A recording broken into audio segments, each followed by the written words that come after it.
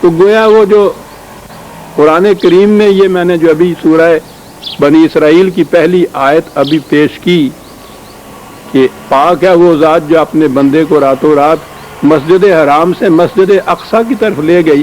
تو مسجد اقصیٰ جو ہے وہ اب بتایا کہ یہ وہ تھی جو بیت المقدس ہے، جہاں ابھی ابھی اسی سانس میں، اسی مہینے میں، اسی سال میں یہ کہہ رہے ہیں اپنے پرچے میں کہ وہاں کوئی عبادت گاہ نہیں تھی، وہاں کوئی ہیکل نہیں تھا، وہاں کوئی یہودیوں کی مسجد نہیں تھی. ابھی یہ کہہ رہے ہیں کہ مسجد اقصیٰ کی طرف حضور نماز رخ کر کے نماز پڑھا کرتے تھے. تاریخی اعتبار سے عزیزان من پہلے اس کو دیکھیے. میں نے عرض کیا کہ میں عقیدے سے بحث نہیں کروں گا. کس نتیجے میں پہنچے گا آدمی؟ ایک ہی شخص ہے آپ کے ہاں کا. پہلے انہوں نے بتایا وہ جو حضور کی تشریف براری تھی مکے سے، وہاں کہا کہ حضور بیت المقدس میں پہنچے، ہیکل سلیمانی میں داخل ہوئے، مسجد سلیمانی میں، وہاں حضور نے نماز پڑھی، انبیاء کرام کی امامت کرائی. وہاں یہ چیز ہو گئی کہ وہاں ایک مسجد تھی، ہیکل سلیمانی تھا، عبادت گاہ تھی یہودیوں کی. اس سے یہ چیز بتایا. یہ حضور کی نبوت کا 12ویں سال کا ساون 52 کا واقعہ بتا دیا. اس کے بعد یہ چیز خود ہی بتا دی کہ وہاں کوئی ہیکل نہیں تھا، وہاں کوئی عبادت گاہ نہیں تھی، وہاں کوئی معبد نہیں تھا. وہ تو کھنڈرات پڑے ہوئے تھے، وہاں نام و نشان تک نہیں تھا. دوسرا بیان یہ آ گیا. تیسرا یہ بیان آ گیا کہ مسجد اقصیٰ وہاں موجود تھی، اور حضور اور صحابہ مدینے کی پوری زندگی میں اور مکے کی پوری زندگی میں اور پھر مدینے کی ابتدائی زندگی میں بھی اس مسجد اقصیٰ کی طرف رخ کر کے نماز پڑھا کرتے تھے.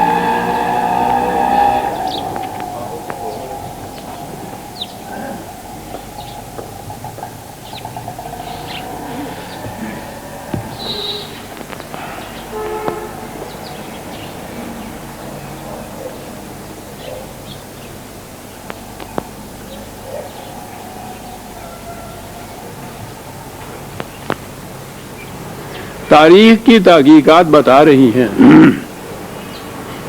حضرت عمر رضی اللہ تعالیٰ عنہ کے زمانے میں یہ علاقہ فتح ہوا تھا.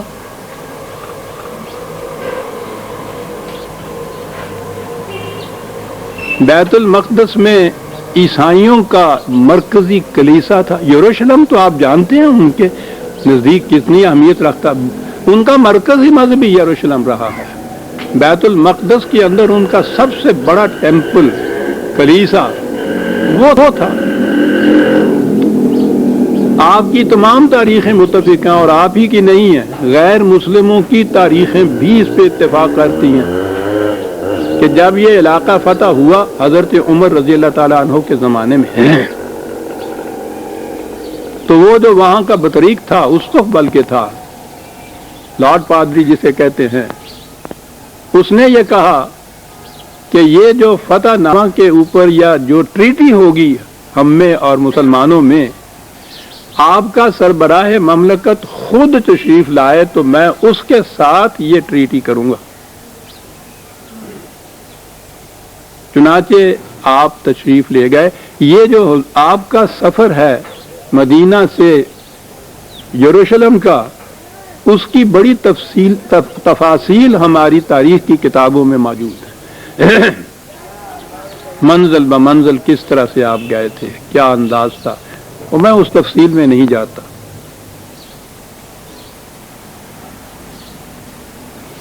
وہاں جب آپ پہنچے تو ان کے اس کلیسا یا اس کے گرجے میں اس کے ساتھ مصروف گفتگو تھے.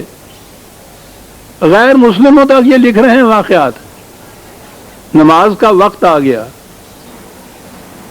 آپ نے ادھر ادھر دیکھا کہ نماز کہاں پڑھی جائے، تو اس نے کہا بطریق یا اسقف جو تھا پادری، اس نے کہا کہ میں یہاں بچھائے دیتا ہوں جائے نماز کپڑا، آپ نماز پڑھ لیجئے. آپ نے کہا نہ، آج میں نے اس ضرورت کے تابع یہاں نماز پڑھ لی، ہو سکتا ہے آنے والی ہمارے ہاں کی یہ امت اس چیز کو برائے پریسیڈنٹ پیش کر کے کہ یہاں نماز پڑھی گئی تھی، یہاں مسجد بنا لیں تمہاری گرجے کی جگہ. میں یہ طرح نہیں ڈالنا چاہتا. کیا بات تھی.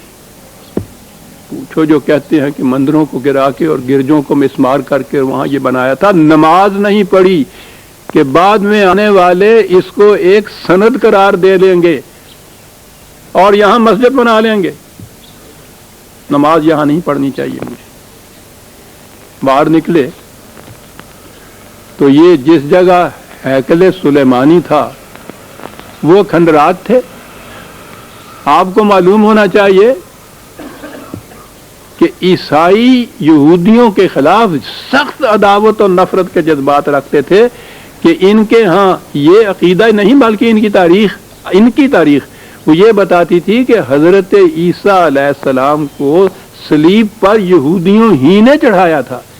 انہی کے کہنے سے رومن گورنر نے یہ فتویٰ دیا تھا، یہی ان کے ہاتھوں یہ ہوا تھا.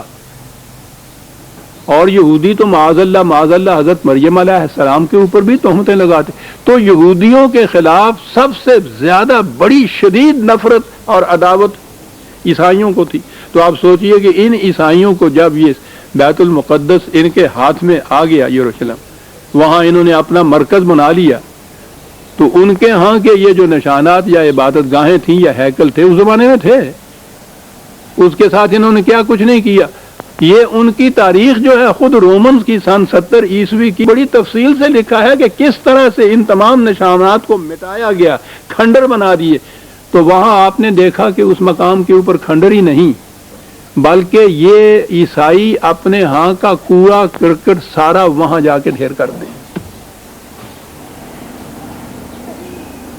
آپ نے دیکھ کر کہا کہ تمہیں یہودیوں سے نفرت ہی صحیح، عداوت ہی صحیح، لیکن ان کے کسی ایسے مقام کی بے حرمتی کرنا جو ان کے نزدیک واجب التسلیم ہو، یہ تو انسانیت کے خلاف ہے. غیر مسلم تک لکھ رہے ہیں.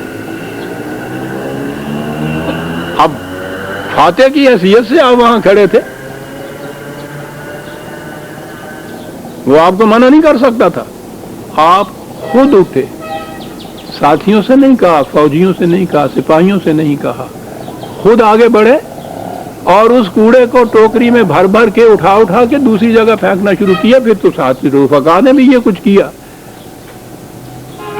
عیسائیوں کا یہ کوڑا کرکٹ اور غلاظت پھیلائی ہوئی جو تھی اس مقام کے اوپر، مسلمانوں کے سربراہ مملکت امیر المومنین نے اپنے ہاتھوں سے اس غلاظت کو صاف کیا.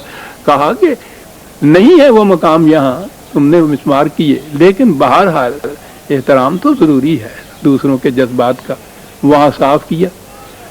وہاں ایک چٹان بڑی سی تھی، صخرہ یعقوب اس کو وہ کہتے تھے یہودی اپنے ہاں، چٹان کو کہتے ہیں. تو اس کے بعد وہاں سے غلاظت صاف کی اور وہاں یہ جو کچھ تھوڑی سی چٹان اونچی سی تھی وہاں آپ نے نماز پڑھی. اب وہ مقام جو تھا، سوال وہاں یہودیوں کا تو تھا ہی نہیں، کوئی تھا ہی نہیں یہودی وہاں، عیسائیوں کے قبضے میں تھا، مسلمانوں نے فتح کر لیا تھا. اب تو مسلمانوں کا مفتوح علاقہ تھا، وہ تھا جو جی میں آئے وہاں کرتے. تو اس مقام پہ جہاں آپ نے وہ چٹان تھا پتھر کا، وہاں نماز پڑھی تھی. اس کے قریب ہی ان لوگوں نے یوں ہی ایک سادہ سی ایک مسجد سی بنا دی نشان کے طور پر. یہ جو چٹان ہے، یہ بات میں حضرت عمر رضی اللہ تعالیٰ عنہ کے واقعی کہہ رہا ہوں. وہاں کوئی مسجد اقصی نہیں تھی، وہاں کوئی معبد نہیں تھا، وہاں ہیکل کا نشان تک نہیں تھا. یہ جس چٹان پہ یا پتھر پہ آپ نے نماز پڑھی تھی اس کے قریب ایک چھوٹی سی مسجد نشانی کے طور پر الگ جگہ پہ بنا دی تھی. امیہ کے زمانے میں عبد الملک بن مروان، اس نے ایک تو یہ جو پتھر چٹان تھی اس چٹان پر ایک گنبد تعمیر کیا، قبہ جسے کہتے ہیں، اور جو کہا جاتا ہے کہ اس زمانے کی فن تعمیر کا شاہکار تھا. یہ آپ جو پڑھ رہے ہیں نا آج کل